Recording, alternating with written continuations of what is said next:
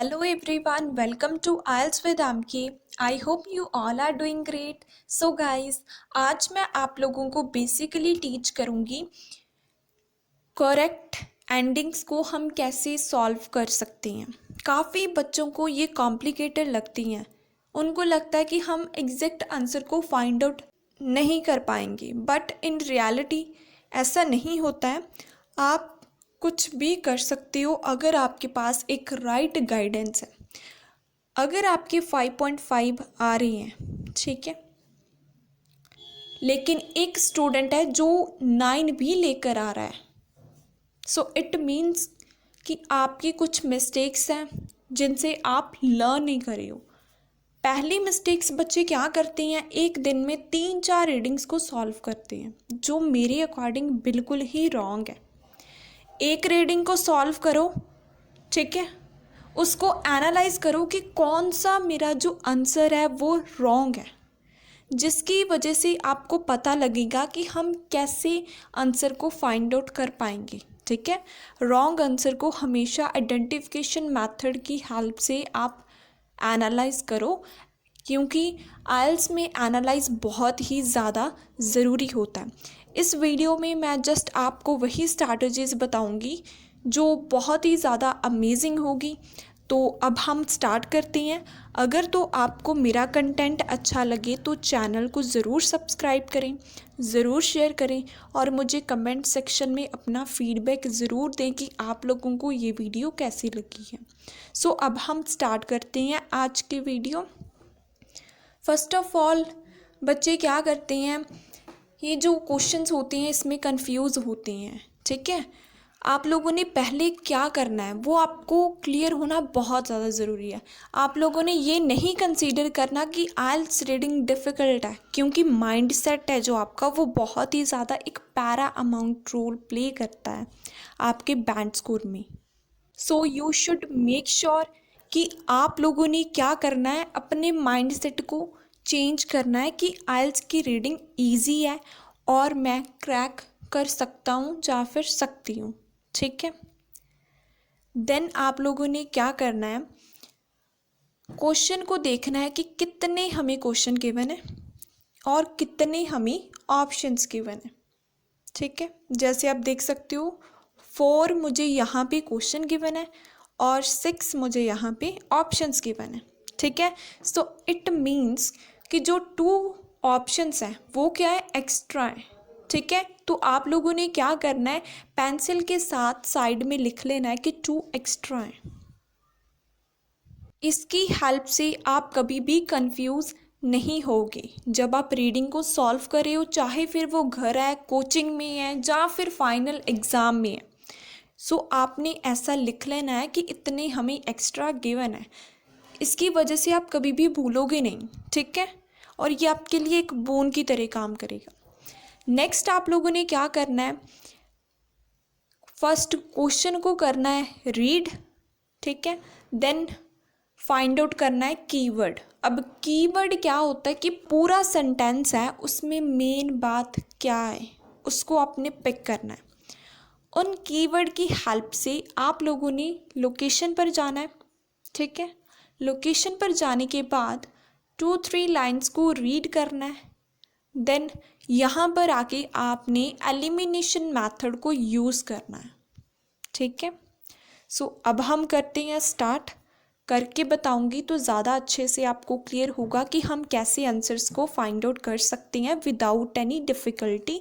So let's get start my video without any further ado. So first of all हमारा जो first question है उसमें क्या बोला हुआ है, nutrients contain in the unused part of harvested crops.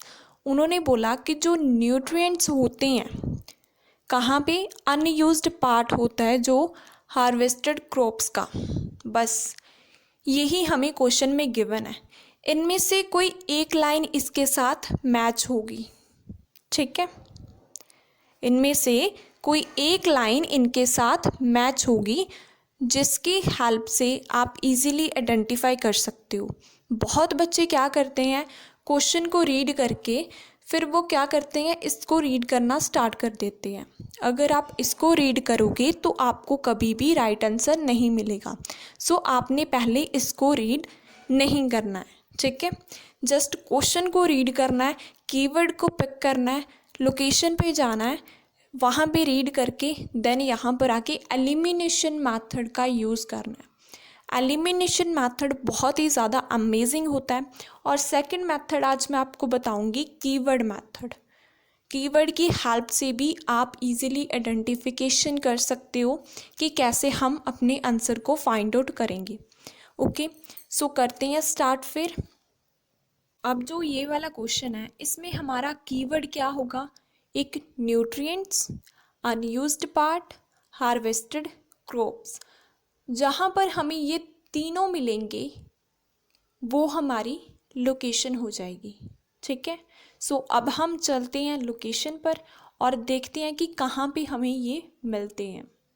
तो ये मैंने स्टार्टिंग का ओपन कर लिया है। अब हमने स्कैन करना है इन वर्ड्स को, कहाँ पे हमें न्यूट्रिएंट्स की बात हो रही है, क्रॉप्स की बात हो रही है, ठीक है, अनयूज्ड पार्ट की बात हो रही है। सो देखो ऐसे आप लोगों ने स्कैन करना है, ऐसे कभी नहीं करना। अगर आप ऐसे करोगे तो आपका बहुत ज़्यादा टाइम कंज्यूम होगा।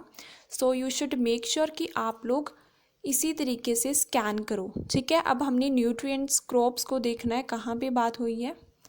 तो आप देख सकते हो किसी पर भी बात नहीं हुई है इन तीनों पैराग्राफ्स में। सो इट मीन्स कि ये यहाँ पे हमारा आंसर नहीं आएगा। आप देख सकते हो कि कीवर्ड की हेल्प से हम कितना टाइम सेव कर रहे हैं, ठीक है। सो आपने कीवर्ड मेथड को भी फॉलो कर सकते हो। अब देखो यहाँ पे हम आते हैं और यहाँ पर भी कोई भी बात नहीं हुई है। तो जब हम लोग यहाँ पर आए तो न्यूट्रिएंट्स की बात मिल चुकी है, सॉइल की बात मिल चुकी है, ठीक है, अनयूज्ड पार्ट की बात मिल चुकी है, ठीक है, और हमें सॉइल की बात यहाँ पर भी मिल चुकी है, एंड लास्ट हार्वेस्टेड क्रॉप्स की भी बात मिल चुकी है। सारे कीवर्ड्स हमें यहाँ पे मिल चुके हैं। So this is the only main reason कि हमें पता लग चुका है कि हमारी लोकेशन ये है, ठीक है। अब हम यहाँ से रीड करना स्टार्ट करते हैं यहाँ तक। क्यों? क्योंकि हमारे जो कीवर्ड्स हैं वो इनके बीच में ही हैं। सो दैट्स द मेन रीज़न, हमें यहाँ तक ही रीड करना है, इससे आगे रीड करने की ज़रूरत नहीं है। सो करते हैं फिर। व्हेन प्लांट्स ग्रो, जब प्लांट्स ग्रो होते हैं, they remove nutrients from soil. जो सॉइल में क्या होते हैं, न्यूट्रिएंट्स होते हैं, वो रिमूव हो जाते हैं। जब प्लांट एक ग्रो होता है तो जितने भी न्यूट्रिएंट्स होते हैं सॉइल में वो सारे ख़त्म हो जाते हैं। But when the plants die, लेकिन जब प्लांट डाई हो मतलब ख़त्म हो जाता है, ठीक है, तो फिर वो जो न्यूट्रिएंट्स होते हैं वो फिर से सॉइल में ही चले जाते हैं। नेक्स्ट उन्होंने बोला human tend not to return unused part of harvested crops directly to the soil to enrich it, means that the soil gradually becomes less fertile। उन्होंने क्या बोला कि humans को जो unused part होता है, ठीक है, किसका, हार्वेस्टेड क्रॉप्स का, उसको कभी भी सॉइल में नहीं डालना चाहिए, क्योंकि इसकी वजह से जो एक सॉइल है वो क्या हो जाती है, लेस फर्टाइल हो जाती है। मीन्स कि जो सॉइल की फर्टिलिटी होती है वो कम हो जाती है अगर हम लोग ये अनयूज्ड पार्ट किस में डाल देते हैं, सॉइल में, ठीक है। आई होप आपको अच्छे से क्लियर होगा कि कैसे हमने आंसर को फाइंड आउट किया है, ठीक है। उन्होंने बोला कि हम नहीं डाल सकते, इसकी वजह से क्या होता है, फर्टिलिटी कम हो जाती है। तो जब हम लोग यहाँ पर आए तो एलिमिनेशन मेथड का हम यूज़ करेंगे। आप एक बार रीड करके भी देख सकते हो, ठीक है। तो जब हम लोग यहाँ पर आए तो देखो ग्लोबल की बात नहीं हुई है, एनवायरनमेंट की बात नहीं हुई है, ठीक है, गवर्नमेंट की बात नहीं हुई है, कंट्रीज़ की बात नहीं हुई है, क्वालिटी की बात नहीं हुई है। बच्चा कौन सा हमारा, थर्ड में क्या बोला है, may not put back into the soil, कि हमें सॉइल में इसको नहीं डालना चाहिए। किसको? जो अनयूज्ड पार्ट होता है हार्वेस्टेड क्रॉप्स का। यहाँ पे हमें बैक गिवन है, वहाँ पे हमें रिटर्न गिवन था। ठीक है, आई होप आंसर आपको अच्छे से क्लियर होगा। अब ये जो लाइन है ये कंप्लीट हो जाएगी, इसको रीड करो। Nutrients contain in the unused part of harvested crops may not be put back into the soil. कि जो अनयूज्ड पार्ट होता है हार्वेस्टेड क्रॉप्स का, उसको हमने सॉइल में नहीं डालना है। यही बात हम पीछे पढ़ के आए थे। So that's the main thing कि हमारा आंसर ये आएगा। सेकेंड क्वेश्चन देखते हैं। Synthetic fertiliser produced with Haber Bosch process. कि जो सिंथेटिक फर्टिलाइजर्स होते हैं वो किसके साथ प्रोड्यूस किए गए हैं? जो हार्बर बोश प्रोसेस है उसके साथ वो प्रोड्यूस किए गए हैं। तो हमारा जो कीवर्ड होगा वो क्या होगा? Haber Bosch process. Okay, and next हमारा कीवर्ड होगा सिंथेटिक फर्टिलाइजर्स। अब हमने इनको ही आइडेंटिफाई करना है, तो देखते हैं कहाँ पे इनकी बात हुई है। यहाँ तक तो हमारा ऑलरेडी हो चुका था गाइस। यहाँ पर आप देख सकते हो कि हार्बर बोश की बात यहाँ पे हुई है, सिंथेटिक फर्टिलाइज़र की यहाँ पे हुई है। सो आप देख सकते हो कि मैंने कैसे आंसर्स को फाइंड आउट किया है। ठीक है, अगर आप कीवर्ड का यूज़ करते हो तो आपको डेफिनेटली बहुत अच्छे रिजल्ट्स मिलेंगे। आपकी जो रीडिंग है वो भी टाइम पर ही कंप्लीट होगी। सो देखते हैं फिर अब क्या हमारा आंसर आता है। यहाँ से हम रीड करना स्टार्ट करते हैं। A solution came in the early 20th century with Haber-Bosch process for manufacturing aluminium nitrates। उन्होंने बोला सल्यूशन आया था इसके साथ। ठीक है, ये जो प्रोसेस है इसके साथ सल्यूशन आया था। नेक्स्ट देखते हैं। Farmers have been putting the synthetic fertilizers on their fields ever since। उन्होंने बोला कि जो फार्मर्स है वो बहुत ही ज़्यादा सिंथेटिक फर्टिलाइज़र्स का है वो यूज़ कर रहे हैं। सिंथेटिक होते हैं केमिकल्स के जो फर्टिलाइज़र्स है ना, वो बहुत ही ज़्यादा यूज़ कर रहे हैं फार्मर्स अपने खेतों में। ठीक है, नेक्स्ट देखते हैं। But over the past few decades, लेकिन कुछ डिकेड्स पहले it become clear that this was not such a bright idea. लेकिन कुछ डिकेड्स पहले ये बात क्लियर हो चुकी है कि ये जो आइडिया है सिंथेटिक फर्टिलाइज़र को यूज़ करने का, ये अच्छा नहीं है। ठीक है, ये उन्होंने बोला है। नेक्स्ट देखते हैं। जो केमिकल फर्टिलाइज़र्स हैं वो क्या रिलीज़ कर रही हैं? पल्यूटिंग नाइट्रोज ऑक्साइड। वो नाइट्रोज ऑक्साइड है जो बहुत पल्यूटिंग गैस है, उसको वो रिलीज़ कर रही हैं। कहाँ पे? एटमॉस्फेयर में। एटमॉस्फेयर मतलब हमारे जो इन्वायरमेंट में है वो ये गैस है, इनकी वजह से रिलीज़ हो रही है। किन की वजह से? ये जो हमारे केमिकल फर्टिलाइज़र्स हैं ये क्या रिलीज़ कर रही हैं हमारे इन्वायरमेंट में? ये जो नाइट्रोज ऑक्साइड गैस है ये बहुत ही ज़्यादा रिलीज़ कर रही हैं। ठीक है, फिर उन्होंने बोला कि जो इसकी एक्सेस केमिकल फर्टिलाइज़र्स होती हैं वो वॉश्ड अवे हो जाती है रेन के साथ, लेकिन वो कहाँ पे जाके मिलती हैं फिर? रिवर्स में। मतलब जितने भी केमिकल्स होते हैं वो रेन के साथ बहकर एक नदी में मिल जाते हैं, जिसकी वजह से ये एक नदी है, रिवर है, ये भी पल्यूट हो जाती है। ठीक है, आई होप आपको अच्छे से क्लियर होगा। देन उन्होंने बोला कि इसकी वजह से क्या हो रहा है कि सॉइल भी बहुत ही ज़्यादा पल्यूट हो रही है। यहाँ पे जो सॉइल है वो एक एसिडिक फॉर्म में आ चुकी है, सॉल्टी फॉर्म में आ चुकी है। किसकी वजह से? इन केमिकल्स की यूज़ की वजह से। उन्होंने सिर्फ हमें यही बताया है कि इसके क्या क्या साइड इफ़ेक्ट्स हैं, किसके केमिकल फर्टिलाइज़र का यूज़ करना कितना ज़्यादा हार्मफुल है हमारे इन्वायरमेंट के लिए, हमारी सॉइल के लिए, ठीक है, रिवर्स के लिए, सारा कुछ उन्होंने बोल दिया। ठीक है, ये बात हम यहाँ पे पढ़ के आए हैं, जो किसने बताई है? हार्बर बोश ने बताई है। ठीक है, उसके प्रोसेस में से ये हमें बात पता चली है। अब हम वहाँ पे जाके मैच करते हैं और देखते हैं किसके साथ ये मैच होता है। ये हमारा ऑलरेडी हो चुका था। और नेक्स्ट देखते हैं हम। क्वालिटी की प्लांट की कोई बात नहीं हुई, कंट्रीज़ की कोई बात नहीं हुई, ठीक है, गवर्नमेंट की कोई बात नहीं हुई, ग्लोबल लेवल की कोई बात नहीं हुई। अब हमने पढ़ के क्या आए हैं, इन्वायरमेंट की बात पढ़ के आए हैं। यहाँ पे हमें इन्वायरमेंट गिवन है, वहाँ पे हमें एटमॉस्फेयर गिवन था। डिफरेंट एस्पेक्ट मीन्स सॉइल की बात भी कर दी, ठीक है, रिवर की बात भी उन्होंने कर दी थी, ठीक है। तो ये हो गए डिफरेंट एस्पेक्ट्स, ठीक है। फिर उन्होंने यहाँ पे डैमेज का यूज़ किया है, वहाँ पे उन्होंने पल्यूट का यूज़ किया था, ठीक है। आई होप अच्छे से क्लियर होगा आपको। जो हम पीछे पढ़ के आए हैं वो सेम कीवर्ड हमें इसी लाइन में मिले हैं, और किसी लाइन में बात इन्वायरमेंट की नहीं हुई, डैमेज की नहीं हुई, ठीक है। So this is the only main reason कि हमारा आंसर क्या आएगा, ई, सेकंड का आएगा ई।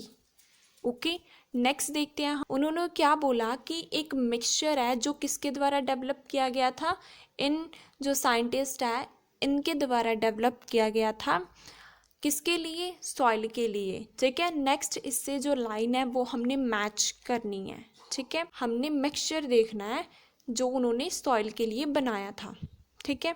तो हमारा कीवर्ड क्या हो गया, फ्लोरिस। देखते हैं फिर कहाँ पे हमें मिलती है इनकी बात। तो गाइस यहाँ पे मुझे फ्लोरिस की बात मिल चुकी है, ठीक है। सो अब हम यहाँ से रीड करना स्टार्ट करते हैं और देखते हैं कि हमारा आंसर क्या आएगा। यहाँ से करते हैं read. One of the people looking for the solution to this problem is Pius Floris. उन्होंने क्या बोला, इस प्रॉब्लम का सोल्यूशन फ्लोरिस ने दिया था।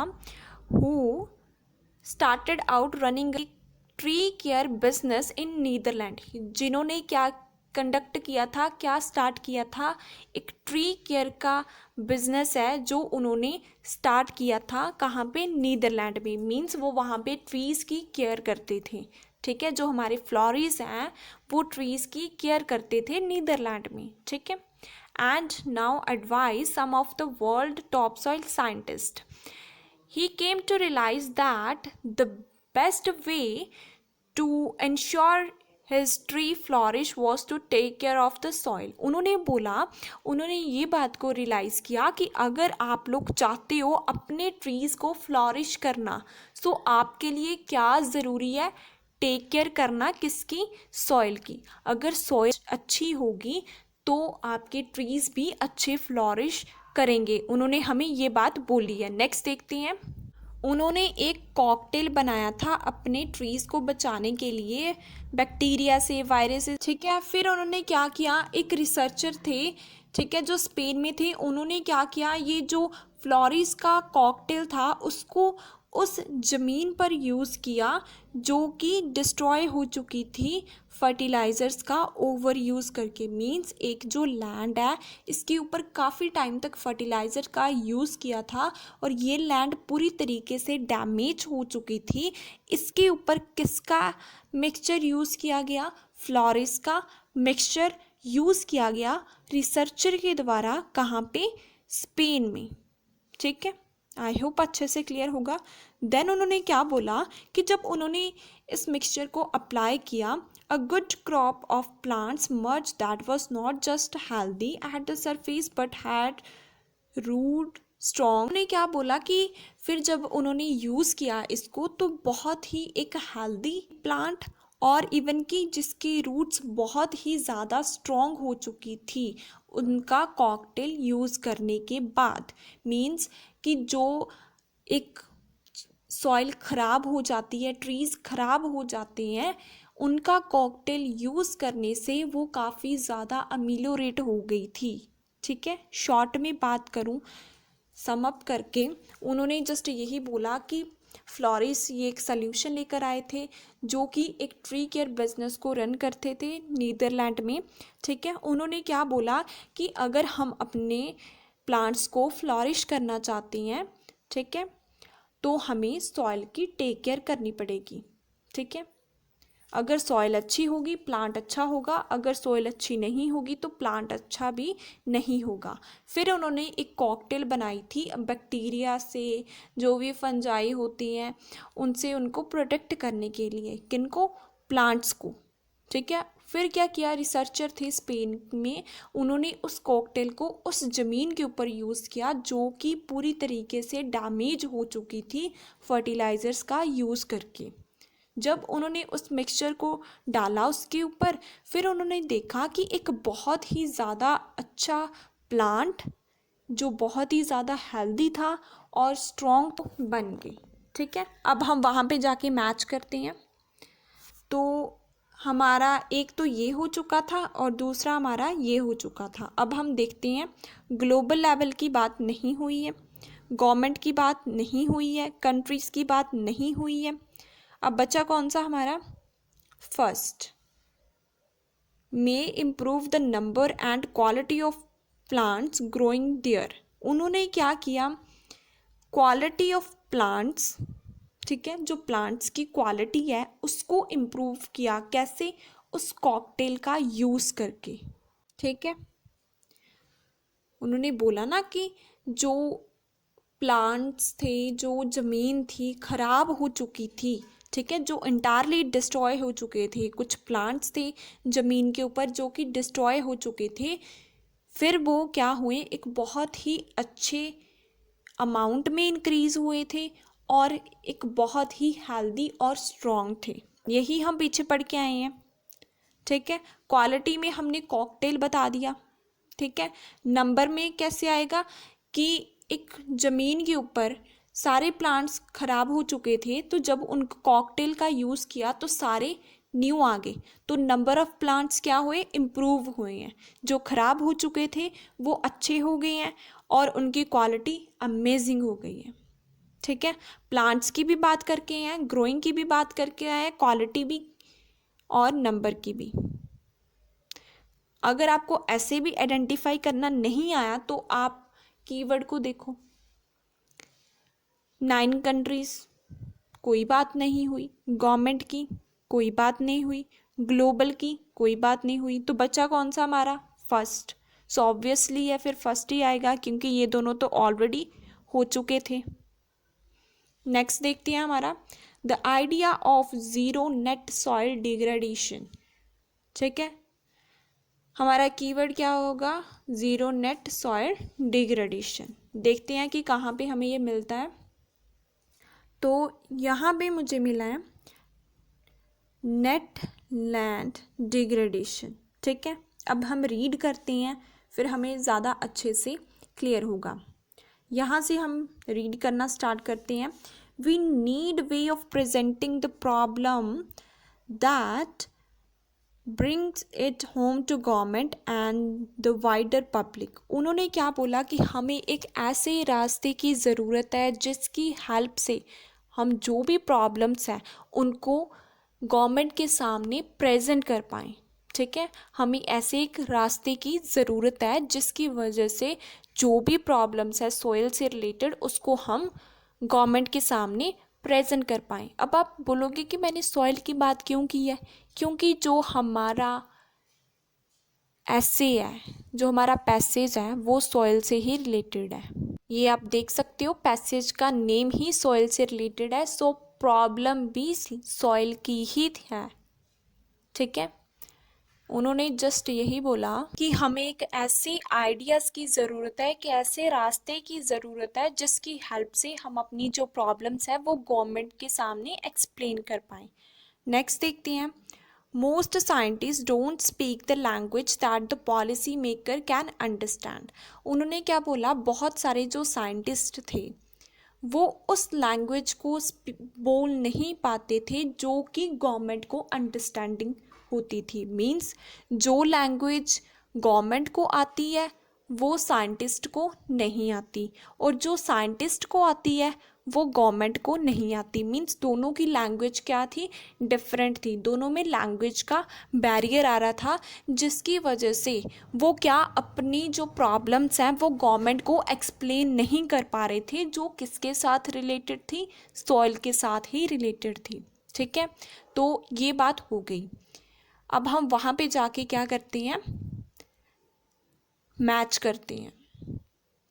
तो हमारा ये भी हो चुका था, ये भी हो चुका था और ये भी हो चुका था। अब हमारे 2 कंट्रीज़ की बात कोई नहीं हुई, बचा हमारा ग्लोबल लेवल।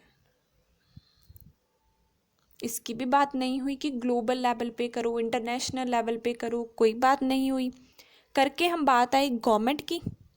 ठीक है, अब आप बोलोगे अवेयर कैसे करना, उन्होंने बोला ना गवर्नमेंट के सामने प्रॉब्लम को प्रेजेंट करना, ठीक है। अगर वो प्रॉब्लम को प्रेजेंट करेंगे गवर्नमेंट के सामने, मीन्स कि गवर्नमेंट को उसके बारे में अवेयरनेस आएगी, प्रॉब्लम के बारे में गवर्नमेंट को अवेयरनेस आना स्टार्ट हो जाएगी। किसके? Soil related issue. यही बात हम पीछे पढ़ के आए थे कि जो प्रॉब्लम्स हैं सॉइल से रिलेटेड वो गवर्नमेंट के सामने प्रेजेंट नहीं कर पा रही हैं, ठीक है। लेकिन जो हमारा ये नेट सॉइल डिग्रेडेशन है, ये एक आइडिया है जिसकी वजह से वो अंडरस्टैंड कर पाएंगे। अब आप लोग बोलोगे कि इसकी बात कहाँ पे हुई है, बताती हूँ मैं आपको।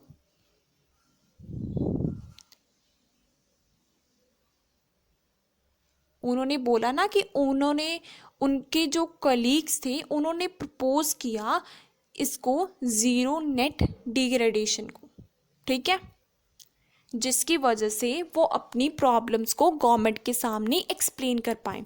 शॉर्ट में बात करूँ तो पहले उन्होंने ये बताया था कि हमें प्रॉब्लम आ रही है, हम प्रॉब्लम को डिस्प्ले नहीं कर पा रही हैं।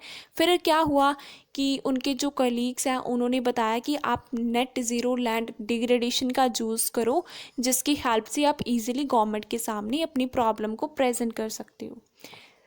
सेम बात हमें वहाँ पे मिल चुकी है। सो दैट्स द मेन रीज़न। हमारा आंसर क्या आएगा? डी। एक बार ओवरव्यू देती हूँ, ज़्यादा अच्छे से क्लियर होगा आपको। सबसे पहले जो हमारा क्वेश्चन था कि जो न्यूट्रिएंट्स हैं जिसमें अनयूज्ड पार्ट होता है हार्वेस्टेड क्रॉप्स का, तो हमने कीवर्ड कंसीडर किया हार्वेस्टेड क्रॉप, अनयूज्ड पार्ट और न्यूट्रिएंट्स।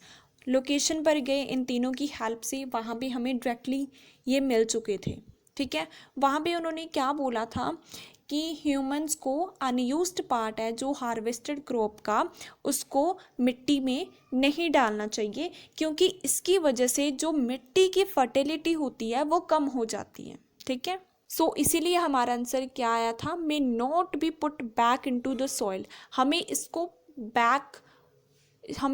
मिट्टी में डालने की ज़रूरत नहीं होती है, ठीक है। वहाँ पे हमें रिटर्न गिवन था और यहाँ पे हमें बैक गिवन है, बाकी सारा सेम है और किसी के साथ भी मैच नहीं होता। ज़रूर एलिमिनेशन मेथड का यूज़ किया करो।